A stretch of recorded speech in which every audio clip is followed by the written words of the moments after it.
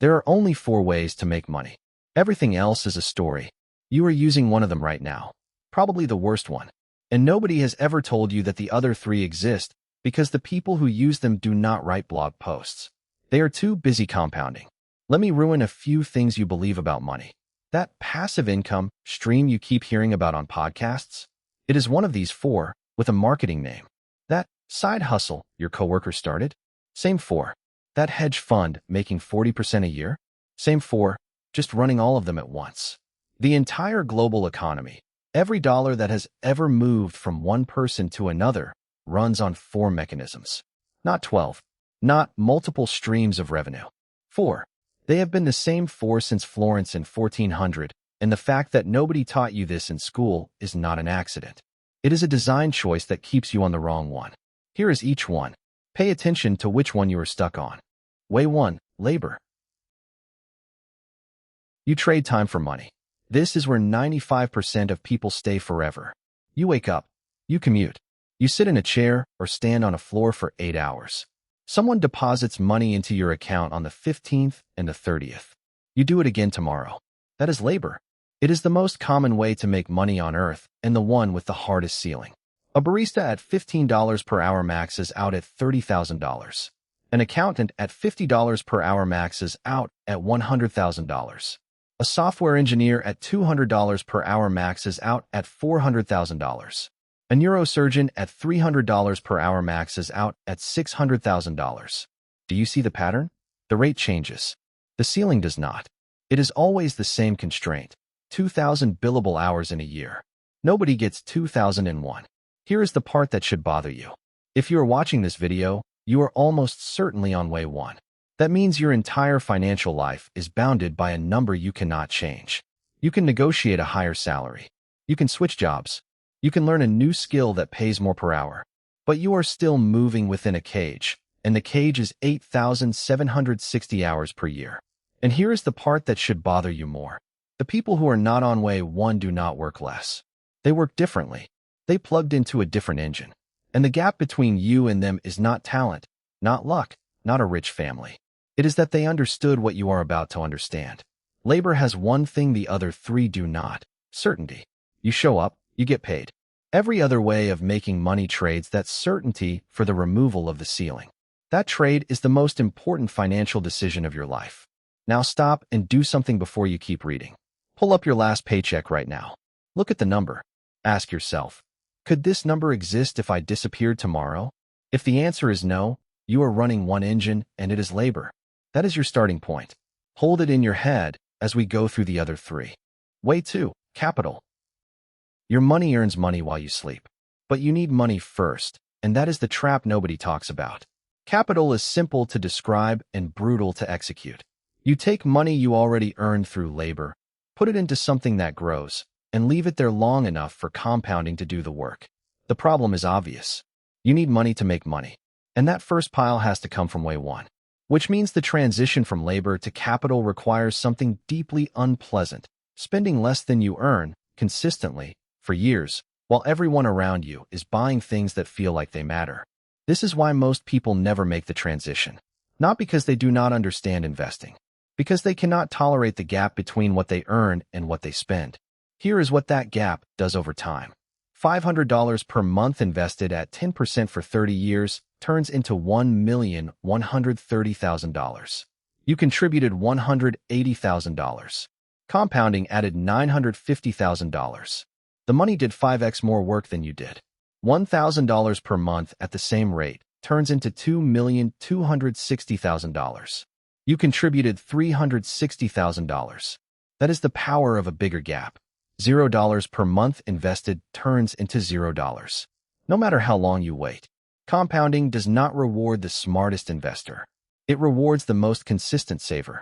The person who put $500 into an index fund every single month for 30 years and never stopped will beat the person who waited for the right time almost every time. Now the honest part. The chart above looks clean and inevitable. It is not. In year 7, your invested $100,000 has grown to $195,000 and you feel smart.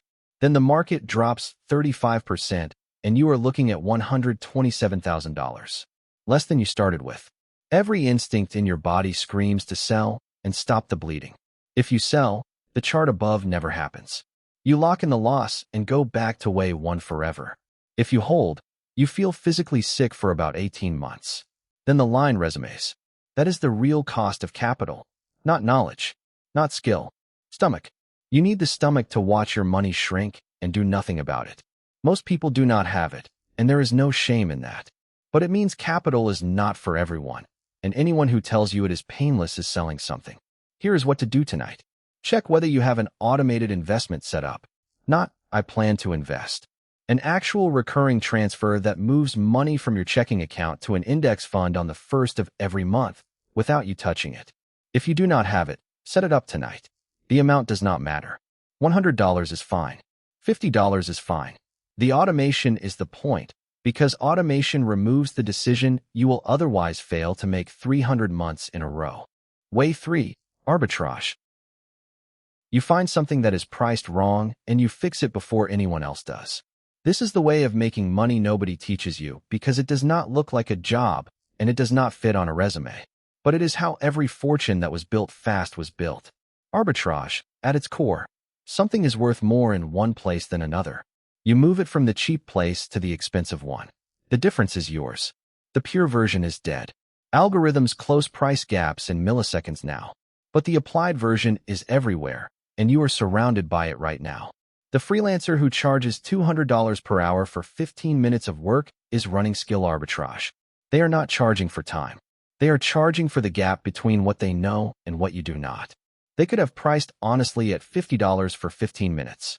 Instead, they priced the value of the outcome, which is a $200 fix that would cost you 10 hours to figure out yourself. Both sides are happy. The person who buys a used camera for $300, cleans it, takes one good photo with it, and lists it on eBay for $650 is running information arbitrage. They know the market value. The seller did not. Every creator who builds a free audience on TikTok and sells a $500 course on Gumroad is running attention arbitrage. The cost of attention on TikTok is zero. The conversion value of that attention is $500 per sale. The spread is pure margin. Notice the pattern. None of these people are working harder. They are seeing a gap that other people do not see and closing it. Arbitrage does not reward the hardest worker. It rewards the person who sees the gap first. And every gap closes the moment enough people see it. That is the catch. Drop shipping was a gold mine in 2016 because the gap between AliExpress prices and Shopify prices was invisible to most people. By 2020, everyone had a course about it. The gap closed. The arbitrage died. This means every arbitrage you find has an expiration date. You cannot build a career on one gap.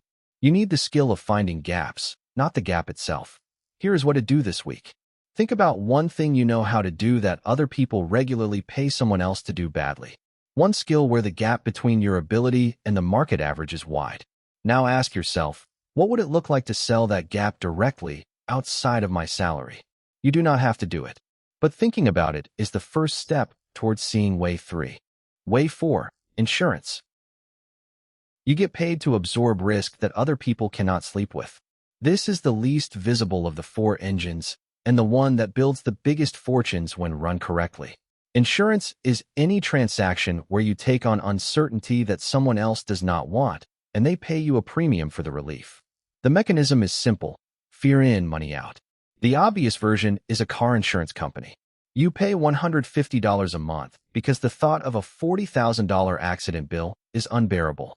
The company collects $150 from millions of drivers and knows that most will never file a claim. The difference between premiums collected and claims paid is profit.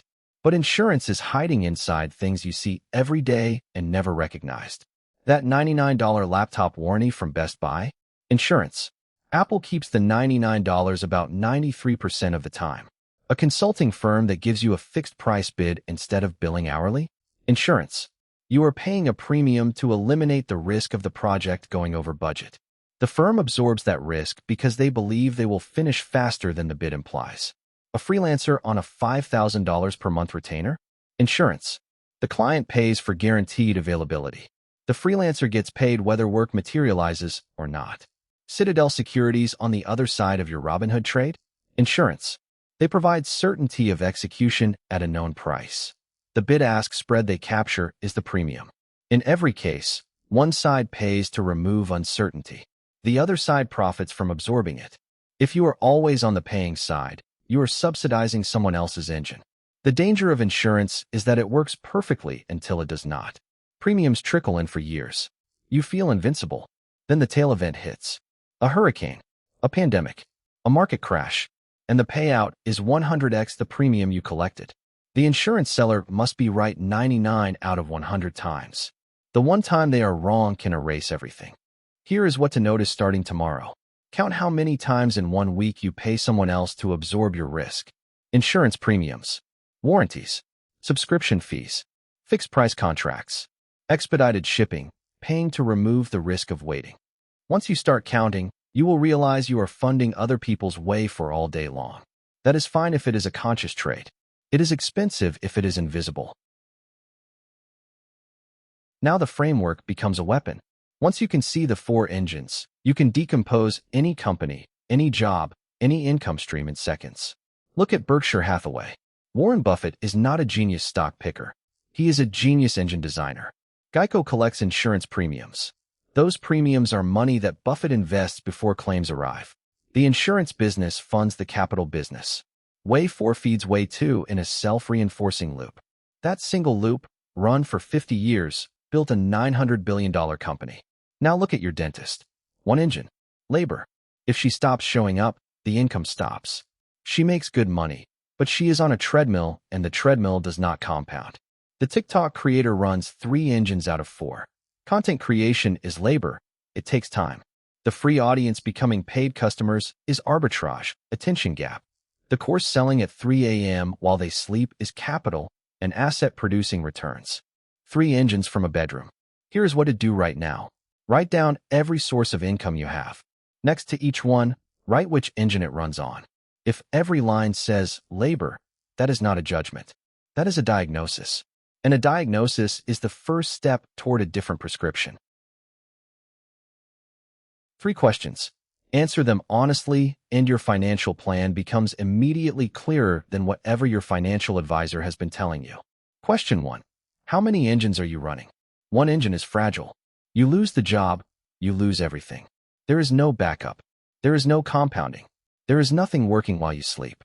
Most people spend their entire career here and call it a plan. 2 engines is stable. You have a salary and you invest. Or you freelance and run a small product.